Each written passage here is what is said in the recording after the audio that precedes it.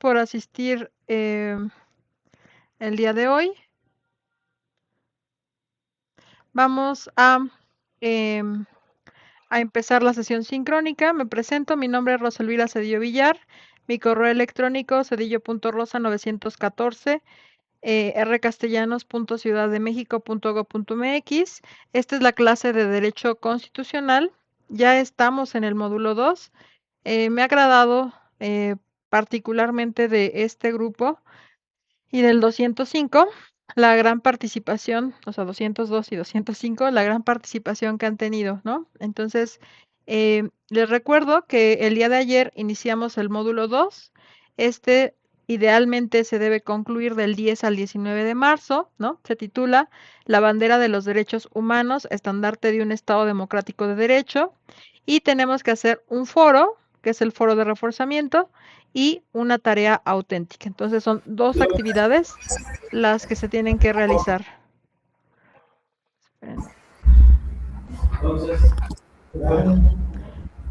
Creo que alguien está hablando. Bueno, ya. Permítanme un momento. Listo. Entonces tenemos que realizar dos actividades, ¿vale?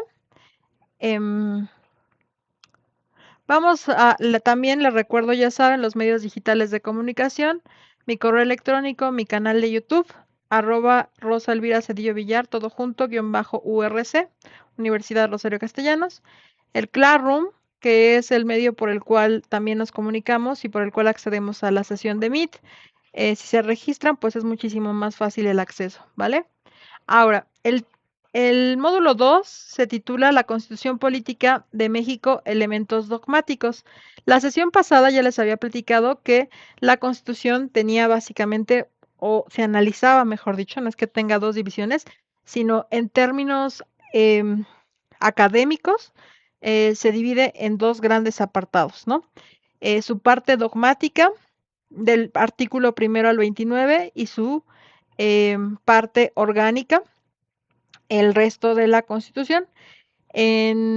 Digamos que en su parte orgánica, pues establecen todas las reglas de funcionamiento del Estado mexicano, es decir, la forma de gobierno, las instituciones, las secretarías de Estado, cómo se organiza la Cámara de la división de poderes, digamos en Ejecutivo, Legislativo y Judicial, ¿no?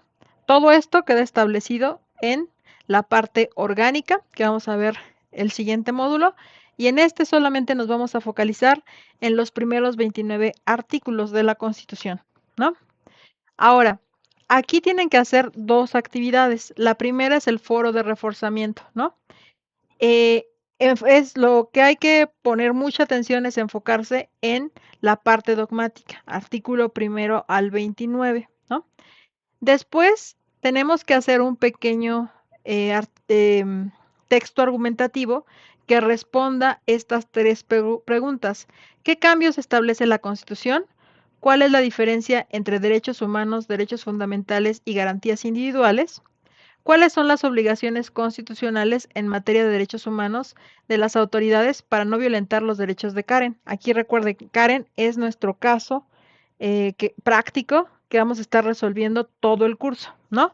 Porque Karen es una joven musulmana a la cual le quieren negar el acceso a la universidad, dado que usa hijab. Entonces le dicen, o utilizas hijab o vienes a la universidad. Esta situación sabemos que, de acuerdo al capítulo 1 de los derechos humanos y garantías, pues no es posible, ¿no? Porque en México se reconoce la libertad de creencia religiosa, que las personas pueden, digamos, vestir pues como les agrade, siempre y cuando no alteren la moral pública, ¿no? Y otra cuestión importante es, bueno, es el principio de la no discriminación y el acceso de todos a la educación, ¿no? Bueno, entonces todo esto lo tenemos que tener en nuestra cabeza cuando analicemos el caso de Karen. Aquí específicamente en el caso de Karen, cuando analicemos el caso de Karen, nos piden pensar el artículo 1 y el 133 constitucionales, ¿no? Tienen que revisar las aportaciones de sus compañeros, deben de realizar dos aportaciones, no una, sino dos aportaciones, y realizar una réplica, ¿no? ¿Qué es lo que se va a evaluar aquí en ese foro de reforzamiento? Primero, el manejo de conceptos, o sea, que ustedes definan qué es una garantía, qué es un derecho fundamental y qué son los derechos humanos. Esos son 3 conceptos clave, que por eso los puse la pregunta en morado, que ustedes deben de conocer y manejar.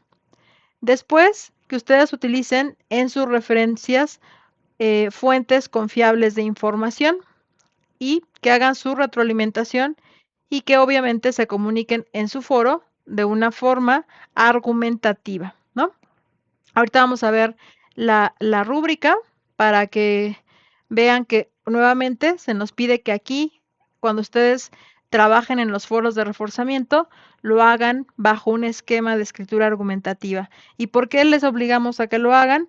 Porque ese esquema de escritura argumentativa prácticamente es la que van a utilizar todo el tiempo en su quehacer profesional. Lo que tenemos que aprender, no solamente en derecho constitucional mexicano, sino, digamos, en relaciones internacionales.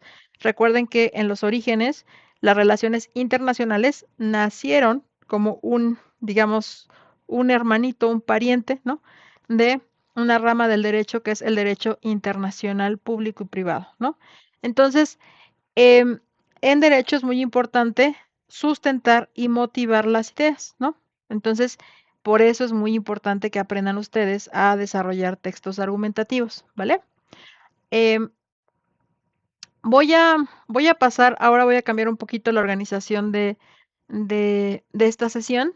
Entonces vamos a que digamos, en vivo y a todo color, ahorita les voy a poner un ejemplo de cómo ustedes pueden hacer uso de la IA, ¿no? Para eh, buscar información y para incluso pedirle que estructuren un ensayo, o sea, que les dé un borrador de cómo organizar sus ideas. Y aquí nota, nosotros no copiamos y pegamos de la IA, pero sí, por ejemplo, sé que a algunos les cuesta mucho trabajo redactar em, los, digamos, como los textos en estructura argumentativa, dicen, bueno, a ver, ¿cómo le hago, no? ¿Cuál es mi tema de investigación? ¿Cómo le pido un prompt o una solicitud para que me ayude con esta tarea a la IA, ¿no? Entonces, primero la vamos a utilizar como una herramienta de investigación y después vamos a pedirle que nos ayude a estructurar un ensayo eh, argumentativo, ¿no? Un textito argumentativo. Entonces, en mi caso, en esta ocasión, les voy a mostrar la IA que se llama DeepSeek, ¿no? Ustedes se tienen que registrar con su correo electrónico y después de esto, pues ya, esta es la plataforma DeepSeek. DeepSeek es una IA que viene de China, ¿no? Entonces vamos a buscar aquí primero que nos diga, ¿no? Algunas cosas que ya sabemos de o sea, que no Em, por ejemplo, no nos va a resolver lo del incidente crítico, eso está muy claro, pero sí podemos investigar sobre la reforma. Entonces, ¿me podrías ayudar a buscar información sobre la reforma en materia de derechos humanos de junio de 2011 en México? ¿Qué artículos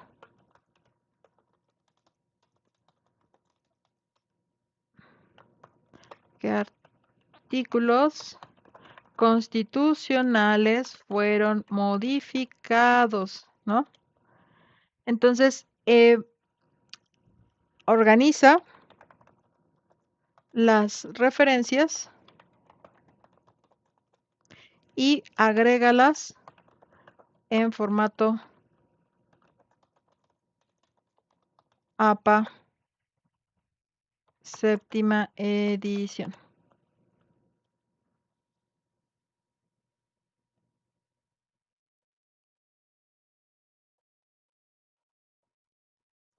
Entonces, aquí la estamos usando solamente como buscador, ¿no?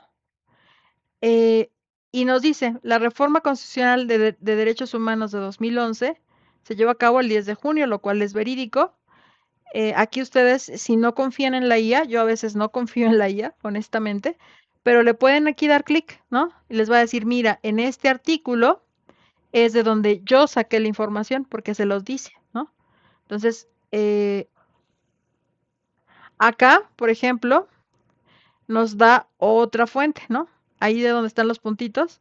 Y este es otro archivo, que es un PDF, es un muy buen artículo, el cual yo se los recomiendo que lo revisen para hacer esta tarea. Revista Iberoamericana de Derecho, Cultura y Ambiente, ¿no? Por Alejandro Díaz Pérez, y justo analiza toda la reforma en materia de derechos humanos de, de nuestro país, ¿no? Entonces nos da los artículos que fueron modificados. Aquí específicamente él nos dice los artículos que fueron modificados es el primero, el 13, el 11, el 15, el 18, el 29, el 33, 89, 97 y 102, apartado B y 105 de la Constitución, digamos, también fueron modificados, pero su tarea básicamente es las modificaciones del artículo primero, tercero, 11, 15, 18 y 29, que son los que pertenecen a la parte dogmática. Recuerden, en este módulo 2 estamos analizando solamente la parte dogmática de la Constitución, ¿no? Bueno, entonces, a mí me gusta cuando utilizo la IA, me facilita sin duda la búsqueda, pero sí ir verificando que son fuentes de información confiable, ¿no? Este artículo, por ejemplo, sé que es una fuente de información confiable porque tiene fecha de publicación 2022, porque es una revista indexada, ¿no? Y tiene autor. Entonces, tiene autor, tiene fecha de publicación y es una revista indexada, ¿no? Entonces, es una fuente de información confiable. Después, aquí, o sea, ya nos ayuda a hacer un resumen de qué se modificó de cada artículo, ¿no? Y también nos da fuentes, por ejemplo, la Comisión Nacional de Derechos Humanos, está la fuente, el artículo que les comenté, y otro artículo de la Comisión Nacional de Derechos Humanos. Entonces, nos va diciendo cómo se modificó cada uno de los artículos. Esto es, no sé ustedes, pero facilita muchísimo la vida, ¿no? Cuando tenemos poco tiempo. Después nos va señalando la importancia de la reforma, qué cambió, nos habla del principio pro persona, de de la obligación de todas las autoridades a nivel nacional de cumplir el marco de los derechos humanos. Entonces, acá ya tenemos, ¿no? Y ahora ya hicimos una revisión rápida. Le digo, organiza las referencias y agrégalas en formato séptima edición, ¿no? Y entonces me organiza las referencias, ¿no? Y me las pone en APA 7. Eso no quiere decir que mi IA es infalible y que esto lo hace perfecto y que yo ya sé todo, ¿no? Eso no es cierto, ¿no? Les he comentado, por ejemplo, este está bien, el diario oficial de la Federación, 2011, 10 de junio, así se citan las leyes, ¿no? Y aquí es la reforma, justamente, ¿no? Aquí está la Comisión de Derechos Humanos 2016, también está bien la referencia, la Constitución Política de los Estados Unidos Mexicanos, aquí está la 2024, aunque si ustedes consultaran la 2026, por ejemplo, que es la que se encuentra vigente en las leyes federales, pues también perfectamente podrían consultarla, ¿no? Y acá les explica, digamos, las fuentes, ¿no? Entonces, yo puedo descargar este artículo, creo que ya lo tengo descargado, nada más déjenme verificar que ya lo tengo descargado.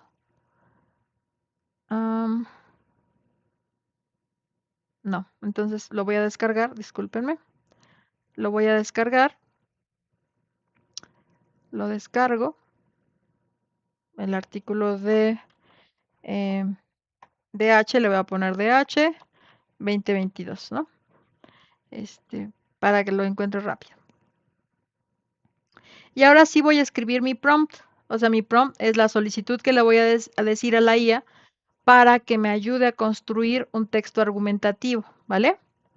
Entonces, déjenme ver si ya lo tengo acá.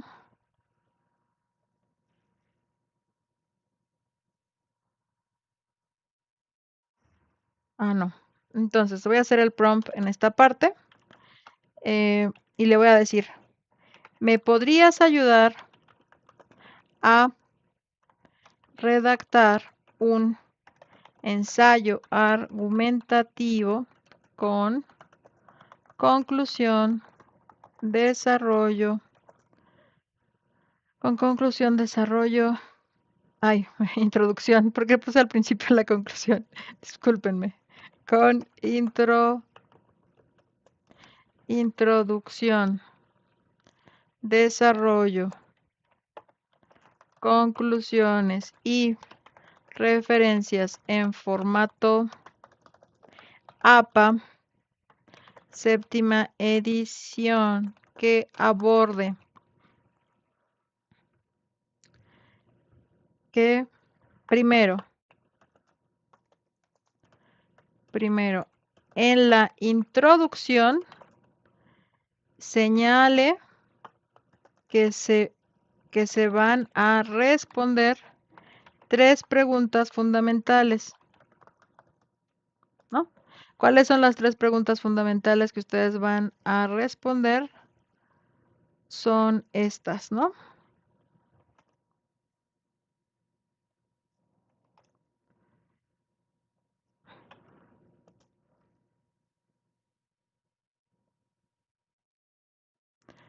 Y 3 preguntas fundamentales. Y ahí está. Después, ahí le ponemos. Después, que defina en el desarrollo los conceptos de derechos humanos, derechos fundamentales y garantías individuales. Y le voy a poner con base en el archivo adjunto que te voy a compartir. Agrega citas en APA. ¿Ok? La tercera parte, no quiero que la tercera parte, conclusiones, no quiero que respondas la tercera pregunta, sino que me ayudes a resumir cómo los derechos humanos la importancia, resumir la importancia de los derechos humanos en la Constitución, refiriendo el principio pro persona y el que los tratados internacionales en materia de derechos humanos estén al mismo nivel que la Constitución. Ya terminé mi prompt, ¿no? Ahora, aquí, para construir el prompt, yo tuve que pensar, o sea, se ve muy rápido ahorita, pero tuve que pensar, a ver, ¿cómo quiero organizar el ensayo? ¿Qué quiero poner? ¿En qué orden? ¿No? Tengo que leer mis indicaciones adecuadamente.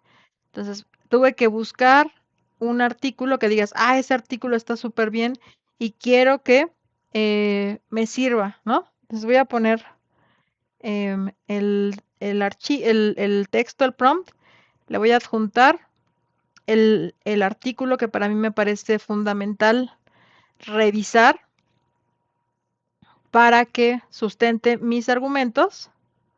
Ahí lo está adjuntando.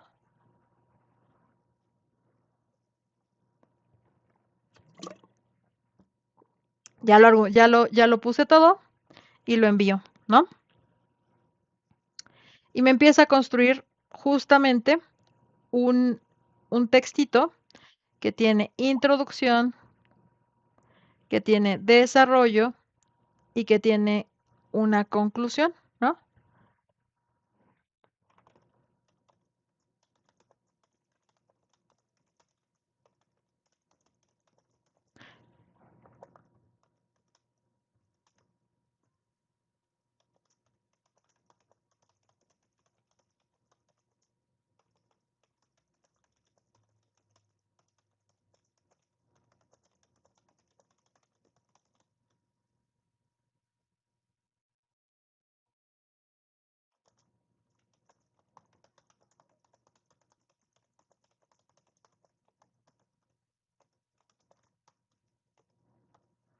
Ahí está, ¿no? Y después incluso yo le puedo decir que me lo sintetice, ¿no? Para que contenga la información, pero sea más preciso, ¿no? O sea, más pequeñito. Que es este que estamos obteniendo, ¿no? Entonces, aquí yo no voy a copiar y pegar la información, pero sí voy a revisar cómo es que se estructura de manera lógica un argumento, un texto argumentativo, ¿no? Con introducción. Y en el resumen, por ejemplo, si planteara el resumen, que es lo que vamos a revisar ahorita por cuestiones de tiempo, un texto argumentativo tiene un título, ¿no? Nuevo paradigma constitucional mexicano, derechos humanos, su naturaleza y su protección. Ahí podemos nosotros ponerles el título que queramos, ¿no? Nos señala en la introducción qué es lo que va a responder ese texto argumentativo, ¿no? Aquí la reforma constitucional en materia de derechos humanos, publicada el 10 de junio de 2011, representa un parteaguas en la historia del Constitución por ser considerada la Constitución tarará, ¿no? Para comprender cabalmente la dimensión de la reforma, le pedí que me contestara estas tres preguntas, ¿no? Eh,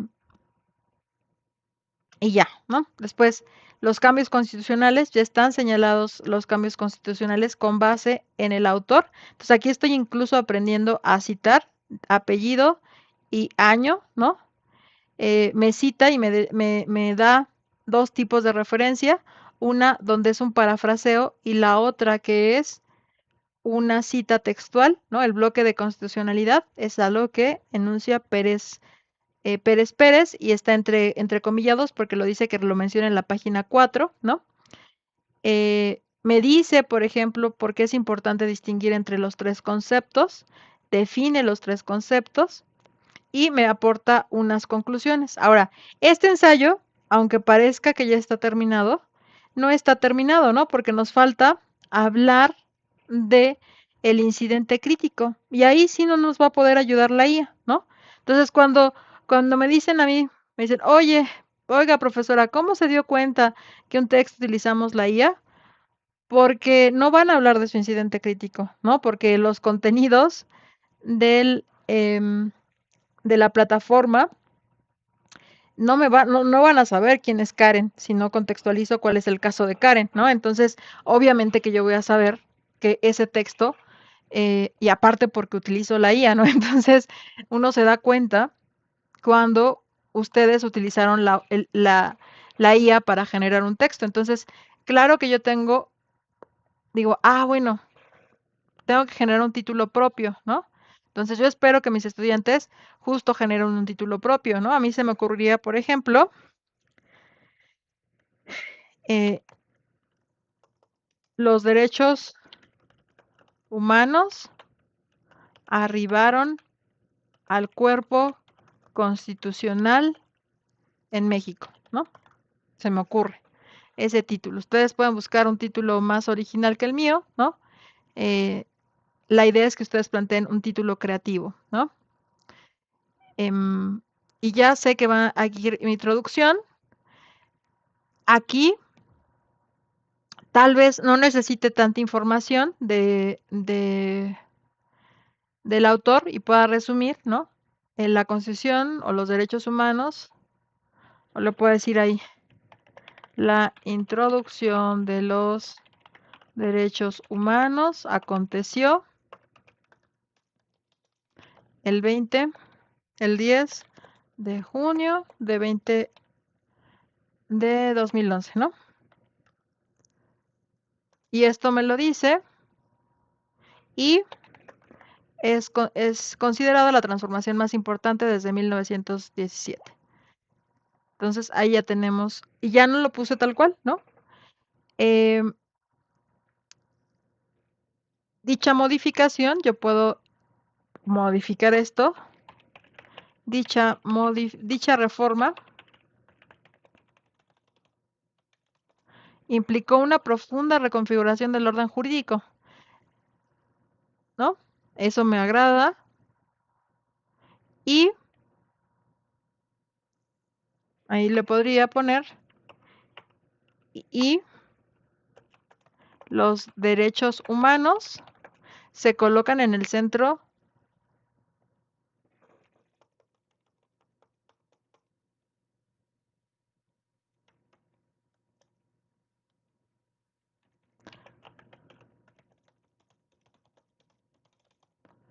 ¿no?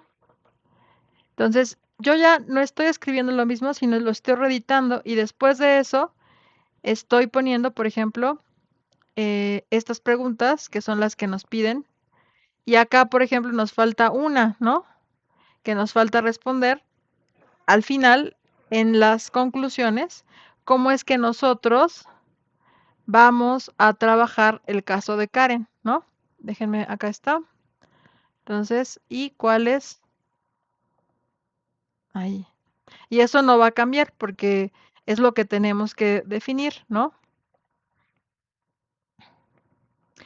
¿Y cuáles son las obligaciones constitucionales? Tarara.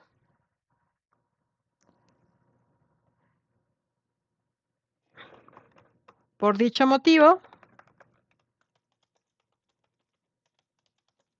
dividiremos este texto en 3 apartados, ¿no?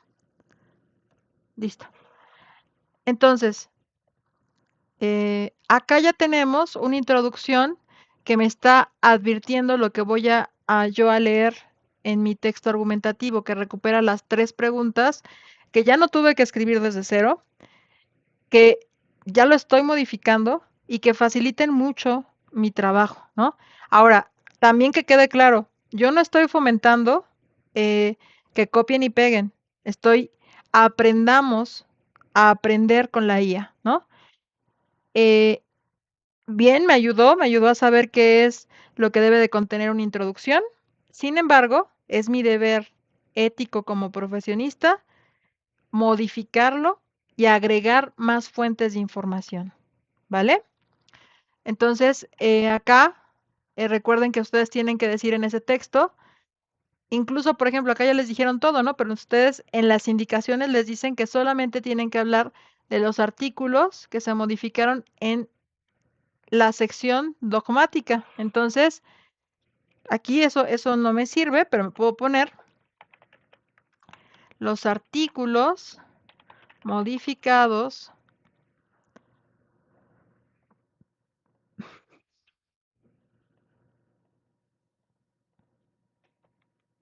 de la parte dogmática de la Constitución fueron los que se encuentran comprendidos en el capítulo primero, ¿no? Y aquí, entonces, yo ya puedo poner, porque ya revisé cuáles son los que comprenden de la parte dogmática, y ya, busqué la información y vi todos los que se modificaron, pero a mí me interesa solamente en este momento analizar la parte dogmática. Entonces, ya saber eso implica un extra, ¿no? No solamente copié y pegué como automáticamente, no, pero ¿qué crees? La parte dogmática solamente se da hasta el artículo 29, ¿no? Y ahí damos esta partecita.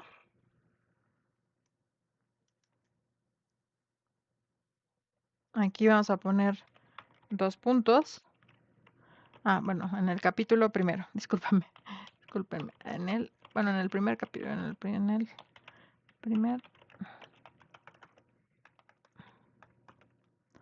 dos puntos, ¿no? Ahí decimos de dónde sacamos este dato, ¿no? Y acá después del cambio medular se encuentra en el artículo primero, y ahí estamos cumpliendo con una indicación del foro, ¿no? Y decir por qué es que todas las personas gozarán de este derecho. Y ahí edito. Igual, cuando estamos acá definiendo los derechos humanos, si yo leí otras fuentes de información, vuelvo a aportar y a modificar la estructura, igual que en las conclusiones. Y aquí, en esta parte, se me hace muy importante que en lugar de escribir lo que dice la IA, ustedes analicen por sí mismos el caso de Karen, ¿no? Y entonces redactan, bueno, ya leí que es el principio por persona, ya leí que se equiparan los tratados internacionales y los derechos, bueno, los tratados internacionales en materia de derechos humanos y la Constitución al mismo nivel, por lo tanto, nadie puede ser discriminado y Karen tiene derecho pleno a acceder a su educación universitaria, ¿no? Y ahí ya estoy redactándolo en mis propias palabras, ¿no? Y recibí muchísima ayuda también para estructurar mi borrador de mi foro de parte de la IA, ¿vale? Bueno, espero que puedan, esta haya sido una recomendación que les sea de utilidad, ¿no? Y hayamos también comprendido los límites y los alcances del apoyo, ¿no? Yo siempre les digo, para mí la IA es una herramienta que me sirve mucho y me permite realizar actividades en las cuales me podría tardar 2 días, puedo terminarlas en unas cuantas horas, ¿vale? Bueno, ahora vamos al segundo, a la tarea auténtica, que es nuestra segunda actividad, ¿vale?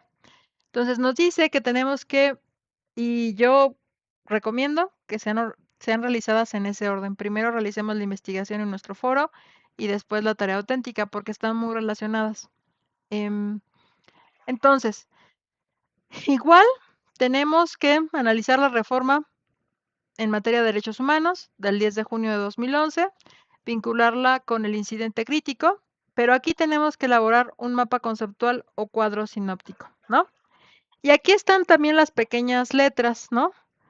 Aquí muchos se van, digamos, y dicen, no, pues la reforma constitucional, entonces son todos los artículos. Y aquí les dicen, los primeros 29 artículos, la parte dogmática. No estoy hablando de la reforma que ocurrió en todos los demás artículos, en los primeros 29 artículos. Y les piden que ustedes revisen el siguiente documento, ¿no?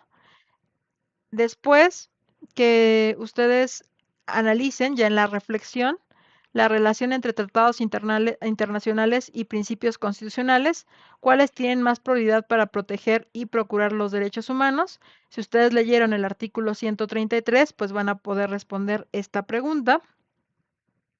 Y al final tienen que realizar una breve reflexión, ¿no?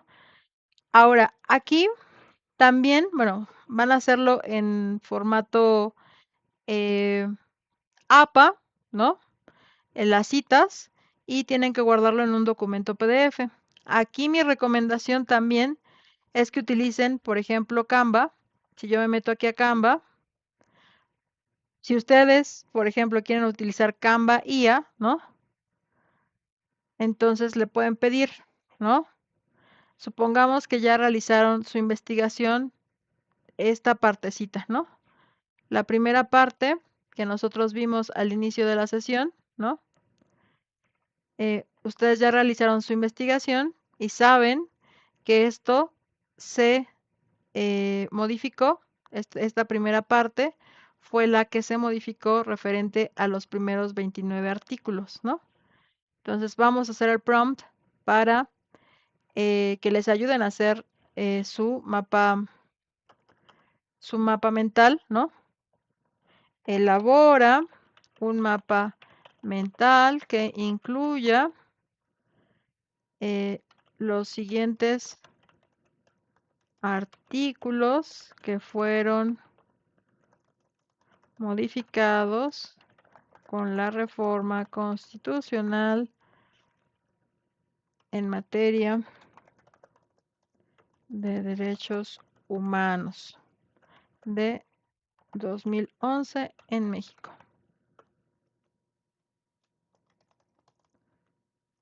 ¿no?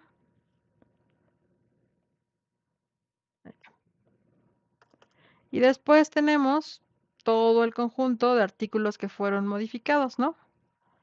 Y aquí ustedes pueden poner, los van a poner como en orden, con viñetas tal vez, y ahí ya los ponen, ¿no? Entonces, yo le doy clic aquí, me voy a mi Canva IA y elabora un mapa mental, ahí está, ¿no? Y a ver qué me sale.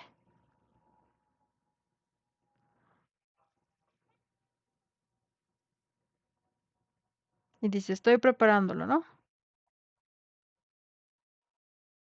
Todavía estoy aprendiendo a generar este tipo de mapa mental de manera automática, pero te mostraré algunas plantillas relacionadas, ¿no?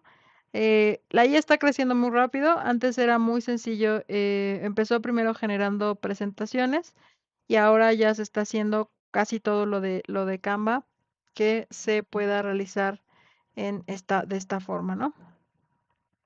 Ujú. Ay,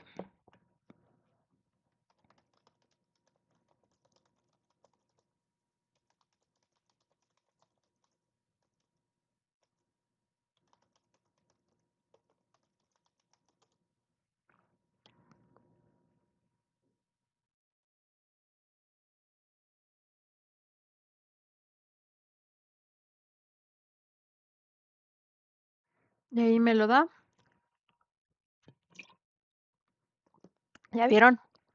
Entonces, supongamos que a mí me gusta eh, ¿no?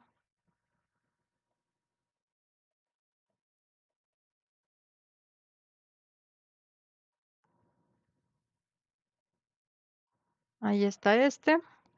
Y después tengo el editor de Canva. Entonces, ya me simplificó el trabajo porque ya no necesito, pues, pensar cómo organizar el archivo. Obviamente que yo voy a tener que editarlo, tampoco es que me resuelva la vida completamente, ¿no? Entonces, acá puedo incluir cada uno de los artículos en materia de derechos humanos, ponerles el texto y cambiar todo esto en formato, bueno, en algo que me sea funcional, ¿no? Pero ya no tuve que preocuparme tanto por el diseño, tal vez ponerle algunas imágenes que yo tenga acá, ¿no? Algunos elementos visuales, eh, derechos humanos, solamente para ilustrar, ¿no? Ay,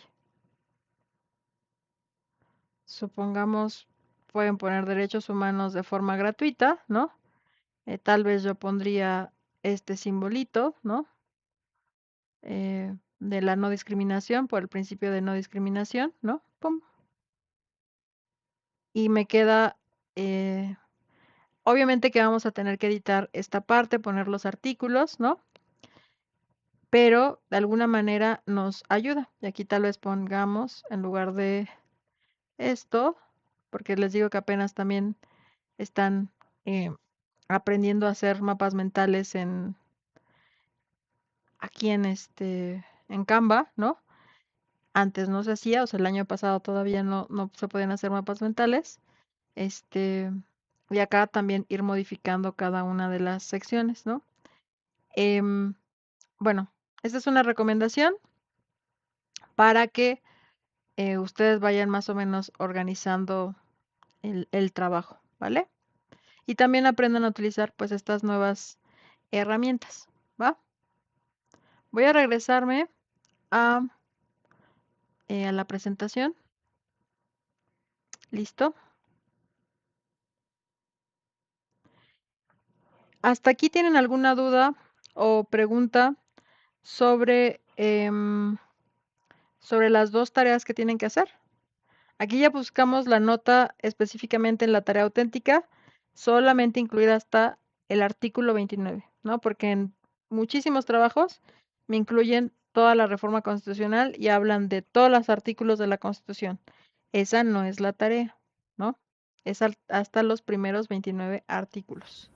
Bueno, E incluyendo el 133, ¿correcto? incluyendo el 133, que habla de, Los digamos, tratados internacionales. los tratados internacionales, correcto, ¿vale? Entonces, ¿hasta ahí vamos bien? Bueno, entonces ahora sí vamos a pasar a la explicación teórica del día de hoy, ¿no? Básicamente lo que se busca en esta unidad es que ustedes conozcan el marco constitucional en materia de derechos humanos de la parte dogmática, ¿no? Lo referente a los derechos humanos y las garantías, cómo estos se incluyeron en la Constitución, por qué es relevante su inclusión y qué cambió dentro del marco jurídico mexicano a partir de esta reforma. Básicamente esto es lo que vamos a ver en este módulo 2. Aquí, como ya lo vimos en los haciendo uso de la IA, esta reforma del 10 de junio de 2011, pues es uno de los cambios constitucionales más importantes en la historia constitucional del país, ¿no? Eh, algunos juristas mencionan incluso que llegó tarde esta reforma, ¿no? Porque fue después de una presión internacional constante al Estado mexicano que se aprueba y se incorporan todo el marco de derechos humanos, ¿no? Entonces, bueno, aquí también me gustaría recordarles el incidente crítico. El incidente crítico es la pregunta que ustedes tienen que reflexionar a lo largo de todo el curso. En este caso, es el caso de Karen, ¿no? Y analizar el caso de Karen a partir de cómo se ven vejados sus derechos humanos, cómo puedo yo organizar su defensa y digamos, antes del 2011, nos puede parecer muy chistoso, pero cuando se genera la laicidad, ¿no? Es decir, toda la educación pública que provee el Estado debe ser laica, como lo señala la Constitución de 1917, y se instauran, por ejemplo, los uniformes en México, los niños y bueno, los niños no podían, digamos, manifestar, soy católico, soy musulmán, soy judío, bla, bla, bla, ¿no?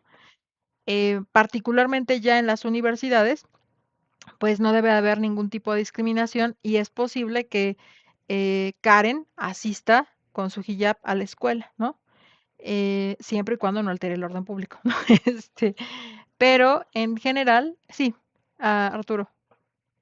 Sí, rápido, hay un comentario de, justo me entró una duda ahorita que está tomando este tema Ujú, y por mera curiosidad me puse a investigar ujú. qué sucedía en el caso de los que son testigos de Jehová y los honores a la bandera. Entonces, me ¿Y el llevé la sentido? gran sorpresa Ujú. de que invariablemente de su creencia religiosa tienen que asistir a los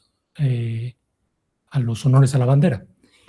Ahí entra en conflicto y me confunde un poco. Es algo parecido a lo que pasa con Karen, pero aquí está claramente que tienen que asistir y me confunde, como que no lo entiendo cuál es la diferencia. Bueno, o sea, si lo de los testigos de Jehová, eh, digamos, los obligan, ¿no? Em, pues no deberían de obligarlos, ¿no? Porque ellos pueden expresar su credo religioso, ¿no? Y de hecho hay una violentación en la esfera de su persona al hacerlos asistir a los honores a la bandera, ¿no? Entonces, o sea, en estricto derecho, ellos tendrían su derecho de no asistir, ¿no? Eh, al igual que el caso de Karen, por ejemplo, ella puede utilizar su hijab, ¿no? Y asistir a la clase porque no está afectando a otra persona, ¿no?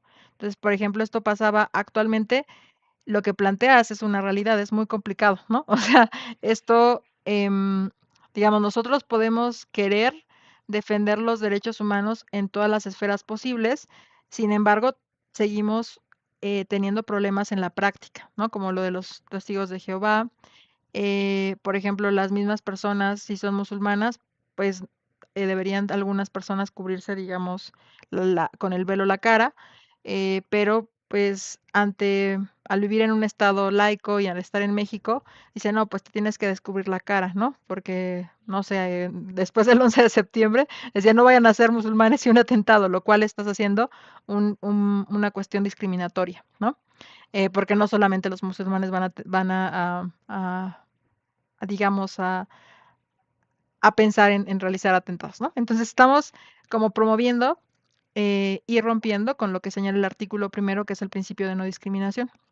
Entonces, en estricto sentido, no se les debería de obligar a los niños que son testigos de Jehová a asistir a honores a la bandera, ¿no? Vale, entonces, bueno, muchas gracias por la aportación, ¿no? Ahora sí, vámonos a el contenido social de la Constitución de 1917, ¿no? Algunas personas señalan, los juristas también más tradicionales, que ya la Constitución y que no se había incorporado el marco de los derechos humanos porque ya la Constitución de México tenía incorporados los derechos humanos, ¿no? Entonces, porque la Constitución de 1917 emergió como una constitución social, ¿no? Entonces, a nosotros tal vez ya ya no recordamos aquellos tiempos del porfiriato, donde el 80% de la población no tenía derecho a la educación.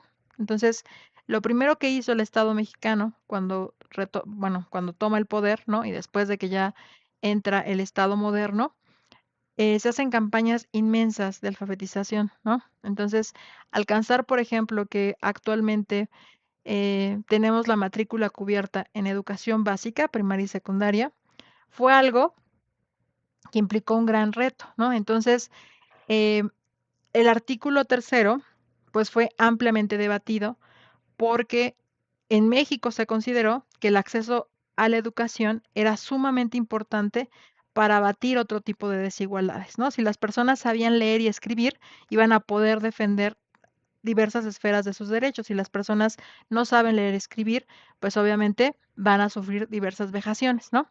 Y si no, pensemos eh, en todas las personas que son encarceladas eh, solamente porque firmaron algún documento que no tenían conocimiento o por no saber leer y escribir, ¿no?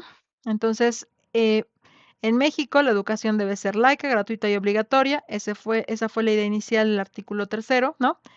Y aquí se estableció, digamos, el derecho a que toda persona reciba educación. Actualmente, recuerden, ya la educación es obligatoria y debe ser, digamos, toda persona debe llegar hasta el nivel bachillerato, ¿no? Y se supone que se está planteando el acceso universal.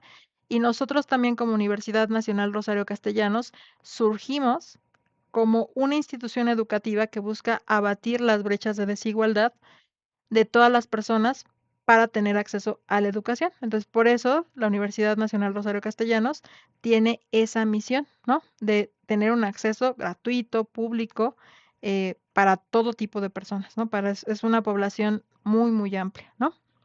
Bueno, entonces después tenemos el artículo cuarto, derechos fundamentales de los individuos en México, ¿no? Y en este artículo cuarto tenemos el principio. Bueno, vamos a leerlo. Reconoce el derecho de toda persona a la igualdad ante la ley, es decir, cuando yo soy juzgado, pues tengo que tener la misma, eh, o sea, no debe de haber una desigualdad intrínseca que dificulte mi acceso a la justicia, básicamente, ¿no? No debe haber ningún tipo de discriminación por origen étnico, nacionalidad, género, edad, discapacidad, condición social, religión, ¿no? Preferencias sexuales, estado civil o cualquier otra condición, ¿no? Se reconoce también el derecho a decidir de manera libre y responsable si se quiere o no tener hijos, cuántos hijos tenerlos o no tenerlos. En este artículo cuarto, el derecho de la persona a la salud y también a tener un trabajo digno y a desplazarse por el territorio mexicano de manera libre, ¿no? Todo esto contiene el artículo cuarto constitucional y acá una de las partes más importantes en este artículo cuarto es el principio de no discriminación por ningún tipo, ¿no? De situación o circunstancia. Y después otro artículo que tiene contenido social y también está muy relacionado con lo que pasaba en el Porfiriato. Recuerden que en el Porfiriato en México pues existían las tiendas de raya, los trabajadores no tenían una jornada de trabajo establecida, ¿no? No había sindicatos y las condiciones de vida eran muy precarias, ¿no? Entonces, el artículo 123 fue un artículo ampliamente discutido en la Asamblea Constituyente de Aguascalientes. ¿Y por qué? Porque garantizaba el derecho a un trabajo digno, una jornada laboral, ¿no? Y ahí se establece por primera vez la duración de la jornada de trabajo. También se establece el acceso a la seguridad social dentro de un trabajo formal. Se conforma el apartado A y el apartado B del 123, que es las personas que tienen acceso al IMSS y al ISSSTE, ¿no? Se garantiza el derecho a la sindicalización y la sindicalización es la participación en un sindicato o, digamos, la posibilidad de organizarse en una organización sindical como un espacio que le ayuda al trabajador a defender, pues, sus derechos laborales, ¿no? Eh, También ayuda a que se garantice la protección de las mujeres y los menores de edad en el ámbito laboral, ¿no? Aquí las mujeres pues no deben de trabajar cuando se encuentran embarazadas. Bueno, al menos la parte final tienen derecho a recibir 3 meses, ¿no? Em, de descanso con goce de sueldo, ¿no? Eso es ahorita se me fue el nombre, pero bueno, pero tienen derecho los últimos 3 meses de su embarazo o digamos al término de su embarazo y pueden tomarse 3 meses con goce de sueldo de sus labores. Ahora, también sabemos que en México esta situación pues acontece, ¿no? Hay muchos patrones que eh, cuando saben que la chica está embarazada y para evitarse pagar esta prestación social a la que tiene derecho, estos 3 meses con goce de sueldo, pues se le presiona para eh, dejar de trabajar. Ahora, esto que ocurra no quiere decir que deba pasar, ¿no? Esta es una clara violación a sus derechos humanos y a sus garantías constitucionales. Entonces, también establece que va a haber tribunales en materia laboral para que se resuelvan los conflictos entre los trabajadores y sus empleadores, ¿no? Y por eso tenemos, pues, digamos, las instituciones en materia laboral, los tribunales en materia laboral, que se encargan de resolver este tipo de conflictos, ¿vale? Entonces, eh, a partir de lo anterior, podemos señalar que efectivamente, ¿no? La Constitución de 1917 ya tenía incorporados elementos sociales que garantizaban la defensa de las personas, de la educación, de su derecho a la salud, a una vida digna, a un trabajo digno, ¿no? Sin embargo, la Constitución de 1917, que constaba de 9 artículos y 136 artículos, pues eh, fue necesario modificarla porque de alguna manera lo que trajo la reforma de 2011 es una actualización dentro de un nuevo marco normativo, en este caso, de los derechos humanos, ¿no? Y esto, pues, garantiza mejores condiciones de vida para toda persona que habita en el territorio nacional, ¿vale? Ahora, como ya les mencionaba, nuestra Constitución se divide en parte orgánica, ¿no? Básicamente aborda las competencias de los órganos del Estado, legislativo, ejecutivo, judicial, todas las instituciones públicas, los procedimientos electorales, ¿no? El ejercicio del poder en México, o sea, cómo se ejerce el poder, las instancias administrativas, cómo se encuentra organizado el Estado, básicamente se plantea en la parte orgánica, ¿no? En la parte dogmática, pues aborda los principios fundamentales, los derechos y libertades de los ciudadanos, ¿no? Es una declaración de principios que debe salvaguardar el Estado mexicano, ¿no? Que se compromete a salvaguardar el Estado mexicano. Ahora, aquí tenemos básicamente lo que va a implicar la diferencia entre los 3 conceptos que les pusieron en su foro de reforzamiento, ¿no? ¿Qué son los derechos humanos? ¿Qué son los derechos fundamentales? ¿Y qué son las garantías, no? Los derechos humanos es un término filosófico, es abstracto, ¿no? Es como una declaración de un querer ser, ¿no? Es decir, en términos ideales, y esto no quiere decir que sea una idea, ¿no? Sino como una aspiración de ser, se deberían de, o sea, toda persona debe de dar una protección a su dignidad, ¿no? Eh, y esa dignidad debe de estar en términos de su condición humana, ¿no?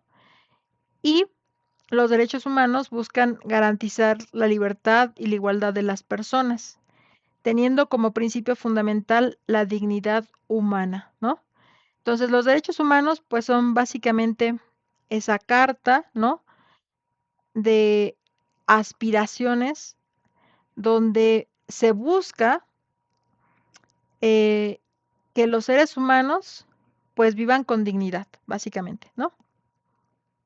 Ahora, y esto es importante saltar cuando ya estamos hablando de derechos fundamentales, porque Miguel Carbonell va a decir que si bien, por ejemplo, todo el marco de los derechos humanos que se encuentran en la Declaración Universal de los Derechos del Hombre y del Ciudadano por primera vez y después en la Carta de Derechos Humanos de Naciones Unidas, ¿no? Nos va a decir que los derechos fundamentales son aquellos derechos humanos que se encuentran constitucionalizados, es decir, plasmados en la Constitución. Y esa es la principal diferencia, ¿no? Si nosotros ahorita vamos a revisar en Internet, buscamos, ¿no? La Declaración de Derechos Humanos de Naciones Unidas, vamos a encontrar un conjunto de ideas de lo que debe ser la educación, de lo que debe ser un trabajo decente, de lo que debe ser el acceso a la vivienda, ¿no? Lo que debe ser el derecho a la igualdad. Pero ya cuando se encuentran constitucionalizados, que quiere decir reconocidos en una constitución, se convierten en derechos fundamentales, ¿vale? Esto nos lo dice Carbonell, ¿no? Sin embargo, también nos dice Luigi Ferrajoli, sostiene que los derechos fundamentales son todos aquellos derechos subjetivos que corresponden universalmente a todos los seres humanos en cuanto dotados del estatus de persona, ¿no? Aquí Luigi Ferrajoli no solamente nos dice que son los derechos que son reconocidos en la Constitución, sino también nos vincula con ese antecedente de la Declaración Universal de los Derechos del Hombre y del Ciudadano y el reconocimiento de que esos derechos tienen como centro, o sea, como centro, como corazón, la protección de la dignidad de la persona, ¿vale? Ahora, y finalmente para concluir la diferencia ya vimos los derechos humanos, ya vimos los derechos fundamentales, que son aquellos derechos constitucionalizados. Finalmente, el concepto de garantía es cuando el Estado garantiza la protección de esos derechos, ¿no? Y entonces, en caso de una violación al derecho, establece un procedimiento para que la autoridad en la comisión de un exceso, un acto excesivo en el cual se violentan los derechos humanos de las personas, pues haya una denuncia, haya una queja y haya una sanción hacia la autoridad que cometió esa violación, ¿no? Entonces, o esa violación al derecho. Entonces, esa es la diferencia básicamente entre garantías, entre derechos fundamentales y derechos humanos, ¿va? Que les están justo señalando que tienen que reflexionar.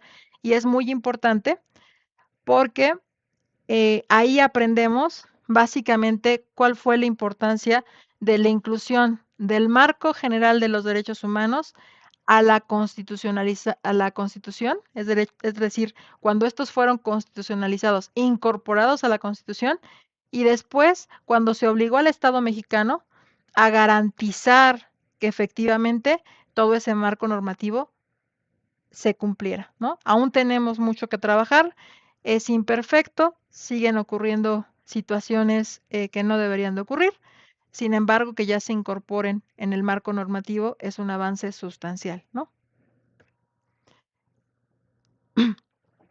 Después de esto, tenemos que existen algunos principios constitucionales de derechos humanos, ¿no? El primero y más importante es que los derechos humanos son universales, ¿no? Toda persona, por el hecho de ser persona, independientemente de en qué lugar se encuentre, pues tiene derechos humanos, ¿no? Entonces, son universales a nuestra condición humana, ¿vale? Son imprescriptibles, es decir, no expiran, no es como la leche que dicen, bueno, o este suerito, ¿no?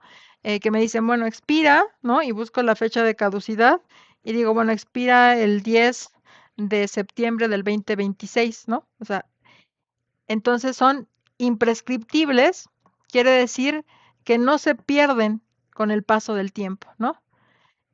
No tienen fecha de caducidad, ¿vale?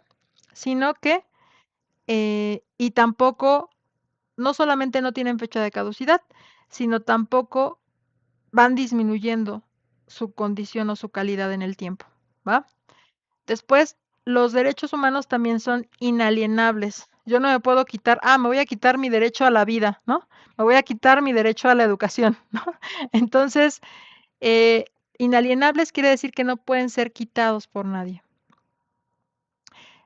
por ninguna autoridad o persona. Irrenunciables o intransferibles, ¿no? Nosotros los seres humanos no podemos renunciar a nuestros derechos humanos, ¿no? Integrales e interdependientes.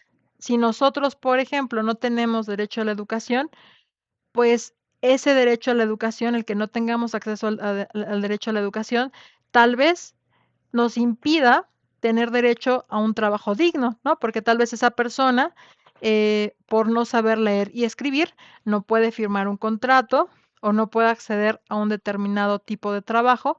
Entonces, los derechos humanos son interdependientes, están interconectados en ese sentido, ¿vale? Y son progresivos. ¿Por qué son progresivos? Porque se busca que se mejore la condición de la persona, ¿no? No se busca, por ejemplo, que disminuya la calidad de persona, ¿no?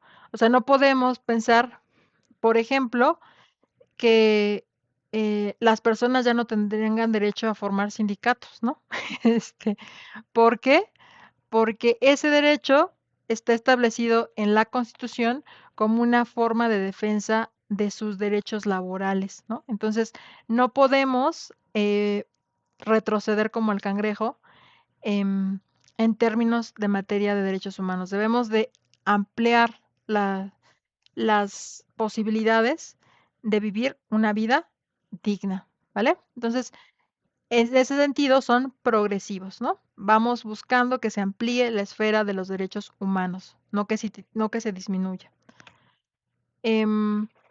Entonces, básicamente, el artículo primero obliga a todas las autoridades y al gobierno mexicano a respetar, proteger y garantizar el marco normativo de los derechos humanos, ¿no? Si no se cumple, pues yo voy y presento mi queja a la Comisión Nacional de Derechos Humanos, ¿no? ¿Por qué es importante? Porque es la única forma en la que vamos a evitar cualquier cualquier acto en contra, por ejemplo, yo les puse cuando estaba haciendo el mapa mental, ¿no? Love, love is love, ¿no? Amor es amor. ¿Y qué quiere decir? Yo no puedo, digamos, correr a una persona porque esta persona decide tener una orientación de la comunidad LGBTQ+, ¿no? Entonces, eso, por esa condición, no se le puede negar su acceso a tener un trabajo digno, ¿vale? Entonces, se debe de proteger y garantizar justo su acceso a, bueno, en este caso, ¿no? En este ejemplo que estoy poniendo, pero puede ser no por la condición de que Karen sea una chica musulmana, se le puede negar su acceso a la educación, ¿no? No por la condición de que, eh, digamos, una mujer esté embarazada, se le puede negar su licencia de maternidad, ¿no? Tiene pleno derecho a eso. Y si no lo obtuviere, pues es una violación y una vejación a su condición humana, su derecho de poder tener hijos y a la vez gozar de un trabajo digno. Bueno, ya les puse varios ejemplos, para que quedara claro, ¿no? Eh, y existen mecanismos de protección de los derechos humanos, ¿no? ¿Cuáles son los mecanismos de protección? Pues tenemos el juicio de amparo, ¿no? El juicio de protección de los derechos políticos y el mecanismo de queja ante la Comisión Nacional de los Derechos Humanos, ¿no? El juicio de amparo, que se presenta ante las instancias del Poder Judicial de la Federación, el juicio político, ¿no? Ante el Tribunal Electoral y obviamente la queja en materia de derechos humanos ante la Comisión Nacional de Derechos Humanos. Ahora, también es importante reconocer que existen algunos mecanismos jurisdiccionales. El amparo sirve para presentar demandas en contra de las decisiones y actuaciones de las autoridades, ¿no? La controversia constitucional cuando de alguna manera alguna ley transgreda o, digamos, tenga conflicto con lo que se establece en la Constitución, ¿no? Entonces se menciona la controversia constitucional, ¿no? Y aquí, dentro de la controversia constitucional, es importante notar que una norma, acto o omisión pueden entrar dentro del tema de la controversia constitucional, ¿no? Un acto que realice, digamos, alguna instancia de gobierno, ¿no? También tenemos el juicio para la protección de los derechos político-electorales, ¿no? Entonces, imagínense que vienen las campañas electorales y una candidata mujer se le niegue el derecho a, digamos, ser votada dentro de un municipio. Esto, pues, es una vejación a sus derechos humanos, ¿no? Porque no por su condición de ser mujer o no, se le puede negar participar en una elección a un puesto público. Entonces, ante esto, pues tenemos el juicio para la protección de los derechos político-electorales y los mecanismos no jurisdiccionales, como es la queja ante la Comisión Nacional de Derechos Humanos, ¿no? Y esto se realiza por todo abuso de autoridad que cometa el Estado o una instancia de autoridad sobre los ciudadanos, ¿no? Ahora, ¿qué implicó esta constitución, bueno, esta reforma a la constitución en materia de derechos humanos? Primero, reestructuró las responsabilidades y la organización de los gobiernos, nivel federal, estatal, municipal, así como de los órganos legislativos y judiciales, ¿no? Después, permitió que, digamos, los derechos humanos fueran protegidos, garantizados y la promoción de estos derechos a nivel nacional, ¿no? Y evitó que se cometieran actos que violenten los derechos humanos en todo el país. Ahora, me van a algunos, digamos, estudiantes me cuestionan, pero profesora, ¿qué pasa, por ejemplo, cuando tenemos las desapariciones de migrantes, ¿no? En México y no se les garantiza su derecho a una movilidad, ¿no? O sea, que pueden pasar y transitar por el país. Sabemos que estas personas pierden la vida, ¿no? Entonces están las madres buscadoras. Em, Ahí hay mucha tarea que hacer, ¿no? Ahí tenemos, em, digamos que ya tenemos el marco normativo, pero también tendríamos que encontrar una forma de que efectivamente no solamente se garantizaran estos derechos para la población, que aún no completamente se respetan, ¿no? sino también para las personas migrantes en tránsito, ¿no? Que estas personas, por cruzar nuestro país, pues no pongan en riesgo su derecho a la vida, ¿no? Ni tampoco a una vida digna. Pues ahí hay una tarea pendiente, ¿no? Muy fuerte. Ahí es también, yo no voy a negar, donde el marco normativo de los derechos humanos pues se nos rompe, ¿no? Porque tal vez no nos alcanza. Algunos críticos a la reforma señalan que el haber incorporado los derechos humanos mayoritariamente en la parte dogmática, parecería que dejó a este marco normativo en una letra muerta, ¿no?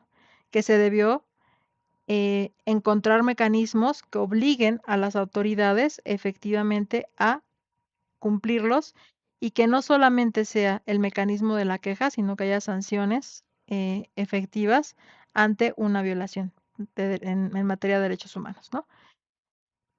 Esto es todavía una tarea pendiente, a mí me gusta mencionarla porque es importante que lo conozcamos. ¿Cuáles fueron los cambios significativos, no? La inclusión de todos los derechos humanos establecidos en tratados internacionales como constitucionales, o sea, el reconocimiento de que se ponen al mismo nivel que la Constitución los tratados internacionales en materia de derechos humanos, ¿no?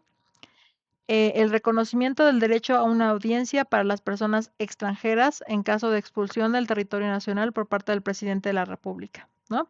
Entonces, el derecho a audiencia. Sí, Arturo. ¿Qué ejemplo sería ese? Porque sí me dio curiosidad leer eso.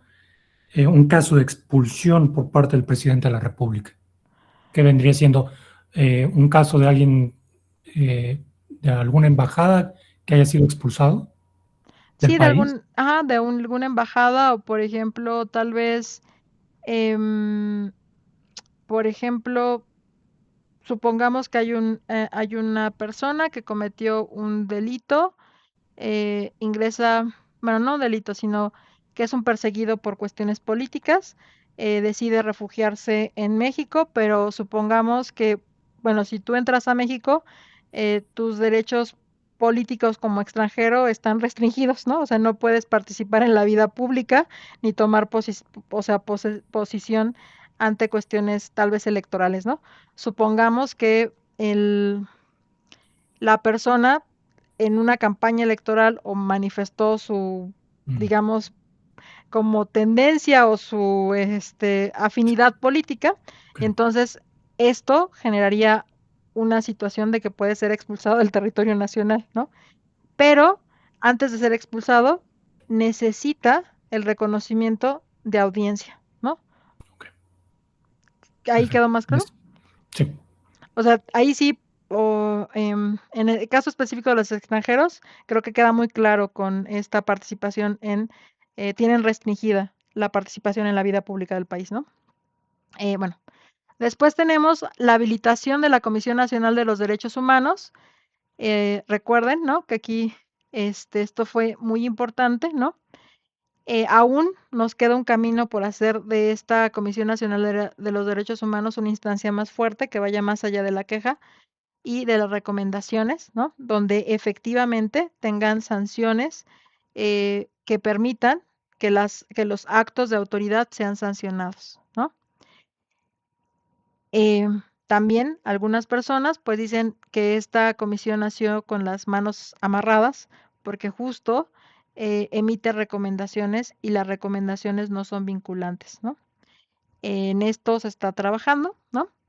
La obligación de las autoridades de aplicar el principio pro persona al interpretar la norma en materia de derechos humanos, ¿no?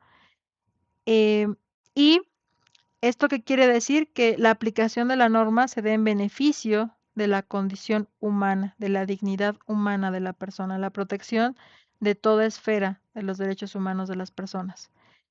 Em, También aquí la incorporación al marco, a la constitución del marco normativo de los derechos humanos, obliga a las autoridades a promover, respetar, proteger y garantizar los derechos humanos, ¿no?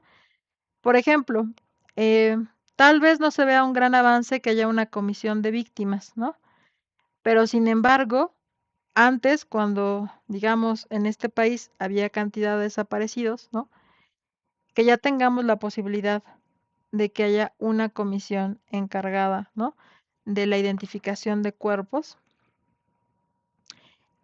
no hubiera sido posible sin este marco normativo, ¿no? Porque se busca que pues ninguna persona muera por su derecho a migrar, ¿vale? Hay una tarea pendiente, hay cuestiones que podrían ser mejor que la situación actual, sin duda, ¿no? Sin embargo, este marco de los derechos humanos, pues sí ha implicado un avance muy importante, ¿no? Sin esto no podemos entender, por ejemplo, que se reconozca el derecho público de manifestarse de las mujeres, por ejemplo, un 8 de marzo, ¿no? Que las personas actualmente, independientemente de su orientación sexual, puedan expresarse con la mayor dignidad posible, ¿no? Em, Durante mucho tiempo, recuerden que simplemente por el hecho de manifestar tu orientación sexual, pues una persona perdía su acceso a la educación, al trabajo, a una vida digna, ¿no? Y esto gradualmente se ha transformado, ¿no? Y no solamente se ha transformado por una situación de obligar a las autoridades a respetar el marco normativo de derechos humanos, sino también la incorporación de los derechos humanos a la Constitución, a la Carta Magna, implicó que se pusiera en discusión a nivel nacional, pues todo este tipo de cuestiones, ¿no? Decir, o sea, no, a ver, espérate, nadie tiene derechos, o sea, incluso ustedes pueden ver a los niños, ¿no? Cuando ya amenazan a veces es muy chistoso porque he escuchado mucho esto ahora actualmente en la crianza, ¿no? Este, no, pues ahora mi hijo me amenaza que si lo golpeo, ¿no? Si lo educo con la chancla, pues me va a meter una queja en materia de derechos humanos, ¿no? Y esto puede resultar muy chistoso, ¿no? Pero no lo es tanto, porque el conocimiento, la difusión de este marco normativo ha permitido que se eviten actos de autoridad en diversos niveles, desde el nivel más pequeño, como puede ser la familia, el nivel de la escuela, y de ahí se va extendiendo a otros ámbitos. Y esto es sumamente importante, ¿vale? No sé si tengan algún comentario, sugerencia sobre los contenidos de este módulo 2. Dejo de compartir pantalla, ¿vale? Para escucharlos.